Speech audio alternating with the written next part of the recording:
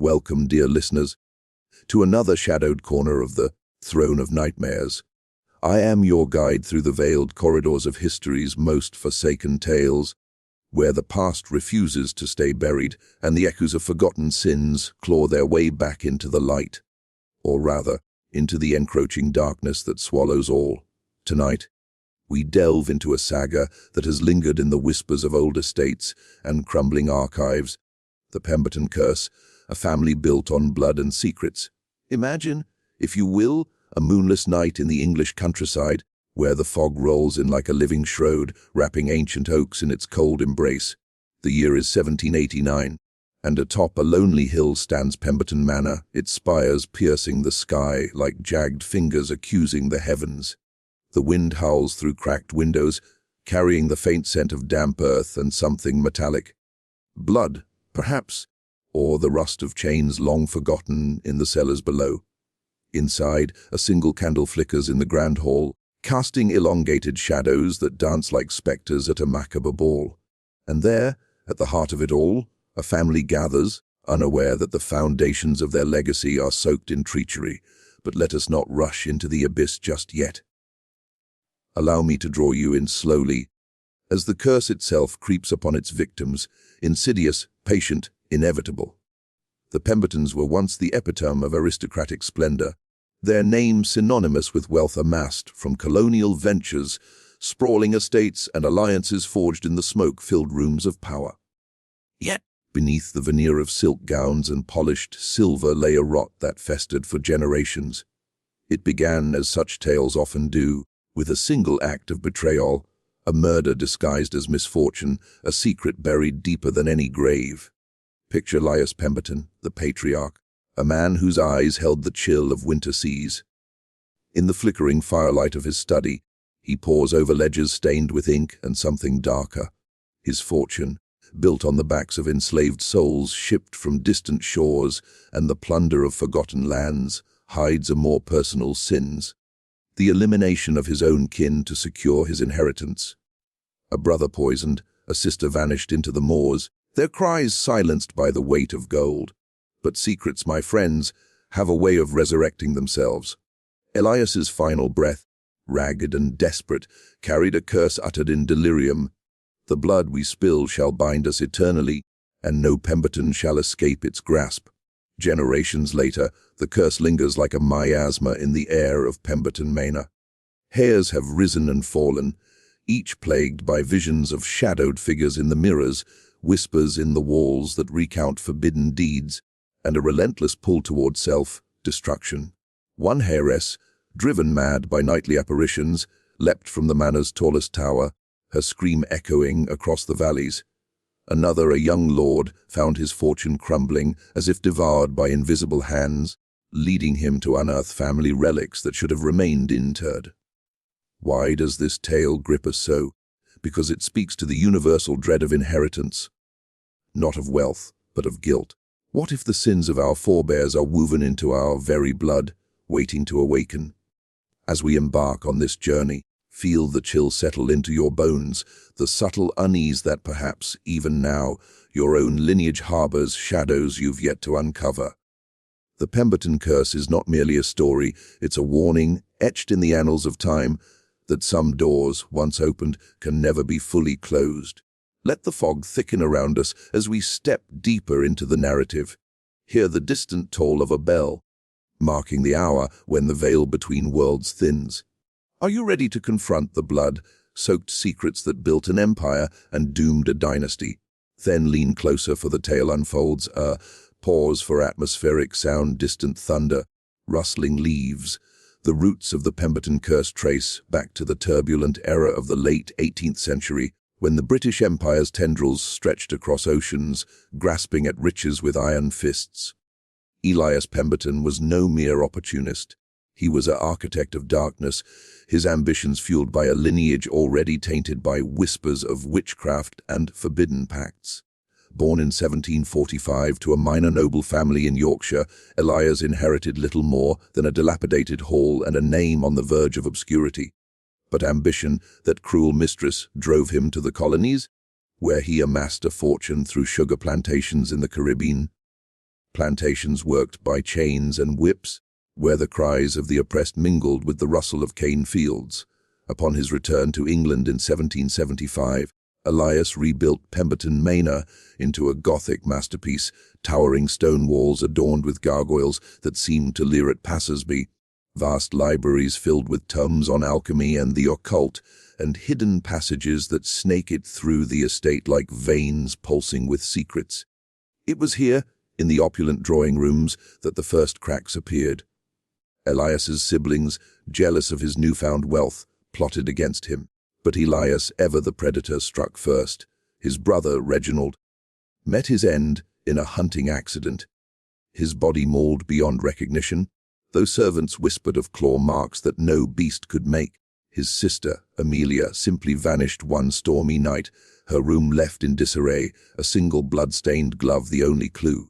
As Elias consolidated his power, marrying into higher nobility and siring heirs, the manor began to change. Guests reported uneasy dreams, visions of spectral figures gliding through the halls, their faces twisted in eternal agony. Elias dismissed these as superstitions, but in his private journals, discovered centuries later in a sealed vault, he confessed to a growing paranoia. "The shadows lengthen," he wrote, "and I hear their voices accusing unrelenting. Have I awakened something ancient in my greed?" The curse truly manifested with Elias's death in 1798. On his deathbed, surrounded by flickering candles that cast demonic shapes on the walls, he raved of blood debts and eternal bindings. His last words, gasped to his eldest son, Thomas, "The foundation is blood, it will claim us all." Thomas, inheriting the estate, soon felt the weight. Crops failed inexplicably, tenants fled citing hauntings, and Thomas himself began experiencing hallucinations. Visions of Reginald and Amelia, their forms decayed, beckoning him to join them in the family crypt. By the early 19th century, the Pembertons had become recluses, their once grand balls replaced by solitary vigils in dimly lit chambers. Thomas's wife, Lady Eleanor, a woman of fragile constitution, bore 3 children, each marked by peculiarities, the eldest son with eyes that seemed to hold unnatural depths, the daughter with a propensity for sleepwalking into forbidden wings of the manor, and the youngest, a boy who spoke in tongues during fevers. As the Industrial Revolution dawned, the family diversified their fortunes into factories and railways, but prosperity came at a cost. Workers in Pemberton mills whispered of accidents foretold in dreams, machines jamming with spectral interference. One infamous incident in 1823 saw a boiler explode, killing dozens, the survivors swearing they saw ghostly hands tampering with the valves. Through it all, the manor stood as a sentinel of secrets. Hidden rooms revealed during renovations contained artifacts. A dagger etched with arcane symbols, stained with what appeared to be ancient blood, diaries detailing pacts with shadowy figures for wealth, and portraits where the eyes followed viewers, their expressions shifting from benign to malevolent in the play of light. Dear listeners, as we linger in these early shadows, feel the air grow heavier, the scent of aged paper and decay filling your senses. The Pembertons built their empire on blood, but blood has a memory, a hunger that time cannot sate. What horrors await as the curse tightens its grip? We shall uncover them, step by inexorable step. And so we descend into the heart of the tale, where the threads of fate weave a tapestry of terror. Let us begin with Elias Pemberton himself, the unwitting, or perhaps willing, catalyst of the curse. Born under a stormy sky in the bleak moors of Yorkshire, Elias was the middle child of a family teetering on ruin. His father, Lord Harlan Pemberton, had squandered the family fortune on failed ventures and gambling debts, leaving the estate in disrepair. The young Elias, with his sharp mind and colder heart, vowed to restore their glory, no matter the cost. At age 20, he set sail for the West Indies, armed with little more than cunning and a forged letter of introduction. There, amid the sweltering heat and the ceaseless hum of insects, he acquired his first plantation through dubious means. A rival owner disappeared. After a heated dispute, his body never recovered from the mangrove swamps. Elias expanded rapidly, employing brutal overseers who enforced productivity with whips that cracked like thunder. The enslaved workers, hailing from African shores, brought with them tales of spirits and curses, warnings that Elias scoffed at, attributing their unrest to superstition. But one night, during a violent hurricane that battered the islands, Elias witnessed something that shook his resolve. In the eye of the storm, as lightning illuminated the fields, he saw figures rising from the mud, ethereal forms of those who had perished under his regime, their eyes glowing with vengeful fire. Terrified, he fled back to his quarters, but the vision haunted him, manifesting in fever dreams where the dead demanded restitution. Upon returning to England in 1775, laden with sugar wealth and exotic artifacts, Elias rebuilt Pemberton Manor. Architects from London marveled at his designs, a labyrinthine structure with secret compartments for smuggling contraband and a central tower that afforded views of the surrounding lands. As if Elias sought to survey his domain like a watchful god, he married Lady Victoria Hargrove, a beauty from a rival family, in a ceremony marred by omens, a raven perching on the altar, cawing ominously as vows were exchanged. Their union produced 3 children: Thomas, the heir apparent; Reginald, the envious second son; and Amelia, the delicate daughter whose sensitivity to the unseen would prove prophetic. Family life at the manor was a facade of elegance. Dinners featured crystal goblets filled with imported wines, conversations laced with politics and philosophy. Yet, beneath it all, tension simmered. Reginald, resentful of Elias's favoritism toward Thomas, plotted with Amelia to uncover their father's colonial secrets. One fateful evening in 1782, Reginald confronted Elias in the study, brandishing letters pilfered from a locked chest, evidence of Elias's involvement in slave uprisings suppressed with unimaginable cruelty. "You've built this on blood," Reginald accused, his voice echoing off the oak-paneled walls. Elias, his face twisting into a mask of rage, lunged forward. In the struggle, a hidden dagger, one of those arcane relics from the islands, found its way into Reginald's chest. The blood pooled on the Persian rug, soaking into the fibers like an indelible stain. Elias, ever pragmatic, staged the hunting accident. Servants, bound by fear and bribes, corroborated the tale. Amelia, witnessing the aftermath, was sworn to silence, but her mind fractured. She began wandering the halls at night, murmuring incantations learned from forbidden books in the library. Elias, to silence her permanently, arranged for her elopement with a fictional suitor, but in truth she was confined to a remote cottage on the estate grounds, where she wasted away, her screams carried on the wind.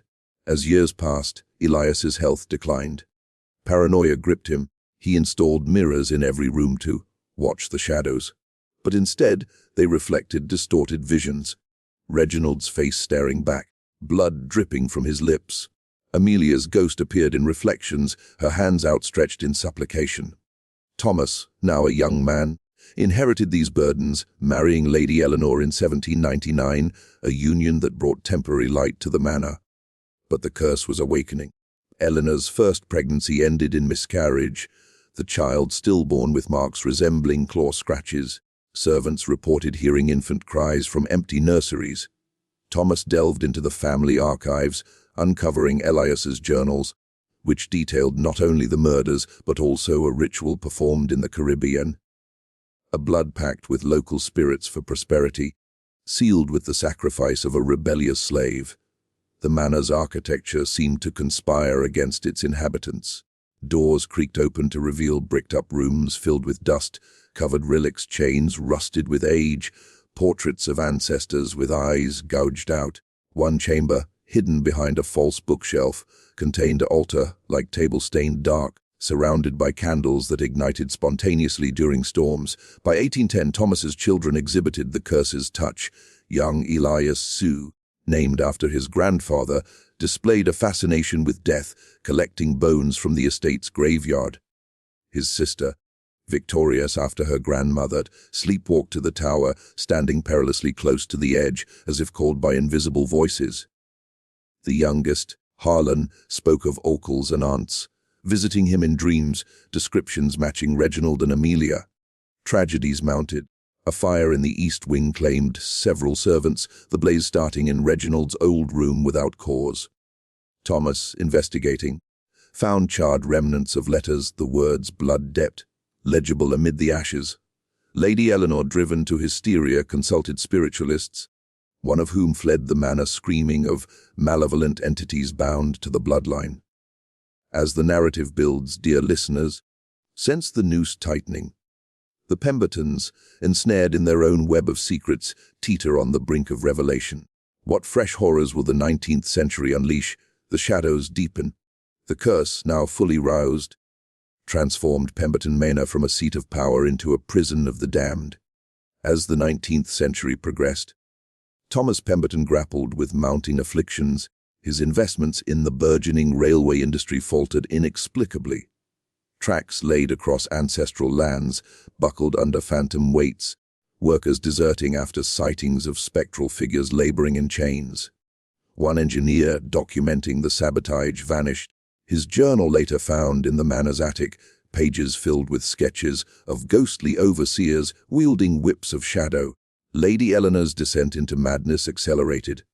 Confined to her chambers, she raved of blood rivers flowing through the walls, painting crimson symbols on the mirrors that resembled the arcane etchings from Elias's dagger. Her children, shielded as best Thomas could, nonetheless bore the mark. Elias, too, at age 15, committed his first act echoing the family's sins. He poisoned a rival schoolmate over a petty dispute. The boy's death ruled accidental. Victoria, meanwhile, eloped with a mysterious stranger who bore an uncanny resemblance to descriptions of Reginald.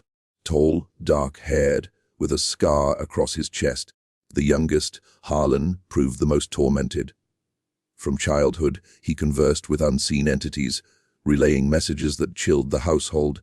The debt grows, payment in flesh.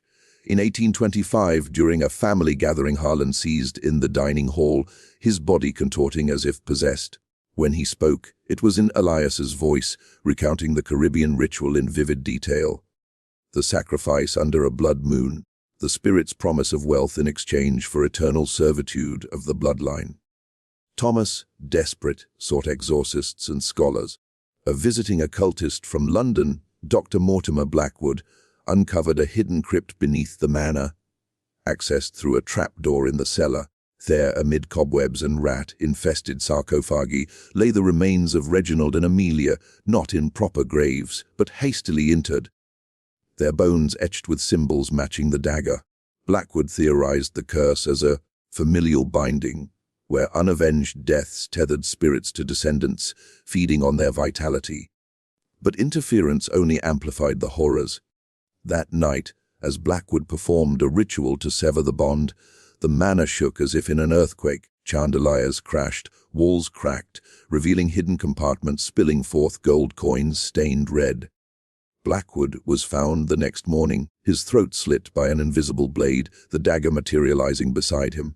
The curse claimed Thomas in 1837, his body discovered at the base of the tower, neck broken as if from a fall.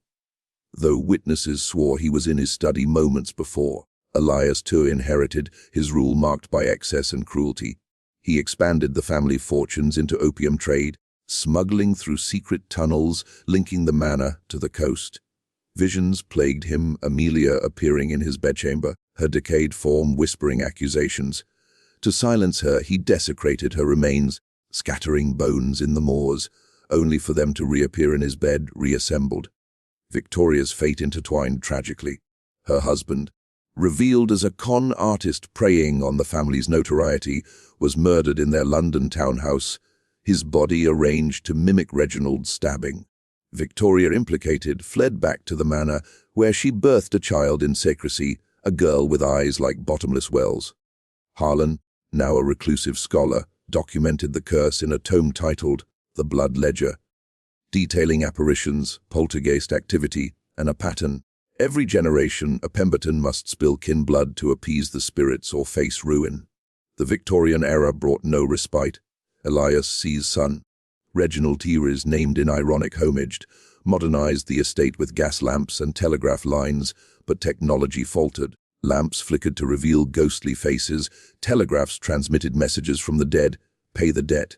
A say aints in 1862 summoned Amelia's spirit, who possessed Reginald Delisle's wife, forcing her to reveal buried treasures, gold from colonial plunders cursed with misfortune.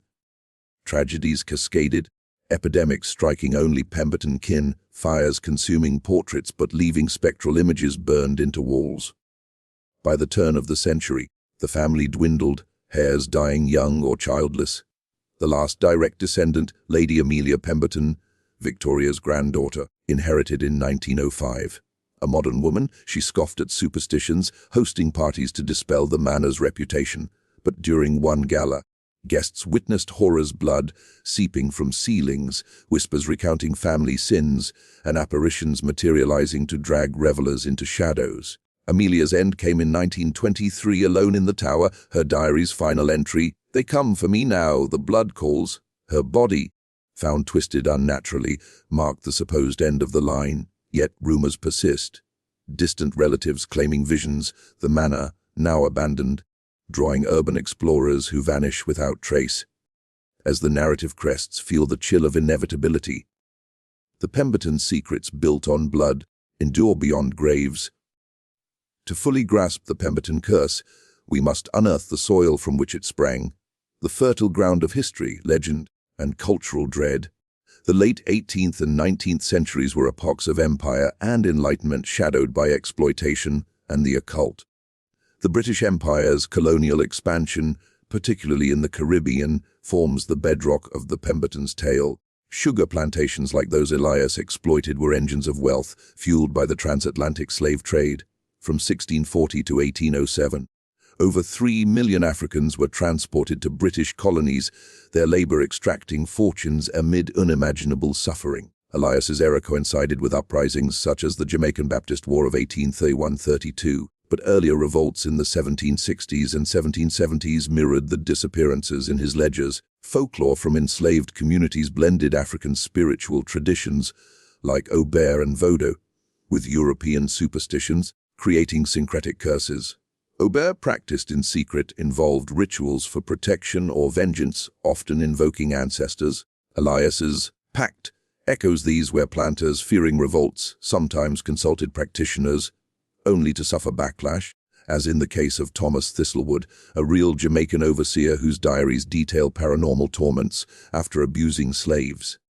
Back in England, the Gothic revival architecture of Pemberton Manor reflects the period's fascination with the macabre. Architects like Augustus Pugin designed estates with hidden passages inspired by medieval castles, but also symbolizing repressed secrets. The moors of Yorkshire, site of the manor, are steeped in legend. Bront sisters' works, like Wuthering Heights, evoke haunted estates mirroring familial curses. Witch trials of the 17th century lingered in cultural memory. The Pendle witch trials of 1612 involved accusations of pacts and familial betrayals, much like the Pembertons. The Industrial Revolution amplified these themes. Factories like those the Pembertons invested in were sites of exploitation, with child labor and accidents fueling ghost stories. Lancashire Mills reported machine ghosts, specters of deceased workers sabotaging equipment, akin to the boiler explosion in our tale. Spiritualism surged in the Victorian era, with seances and mediums like the Fox sisters in America influencing British occultists. Dr. Blackwood's character draws from figures like Aleister Crowley or John Dee, alchemists who delved into bindings and evocations. Culturally, the curse taps into bloodline myths. In folklore, families like the Scottish Campbells bore curses from massacres at Glencoe 1692, where betrayed kin haunted descendants. Similarly, the Pembertons embody inherited sin, a motif in literature from Edgar Allan Poe's The Fall of the House of Usher to Daphne du Maurier's Rebecca. Colonial guilt permeates. Britain's abolition in 1833 didn't erase the stains leading to reparations debates today. Blending fact and folklore, the Pemberton saga gains eerie authenticity. Artifacts like the dagger recall cursed objects in museums, such as the Hope Diamond, plagued by misfortune. Yorkshire's real haunted manors, like East Riddlesden Hall, report poltergeists and vanished souls, paralleling our narrative. As we explore this context, sense the weight of history's ghosts, real atrocities birthing legends that chill us still.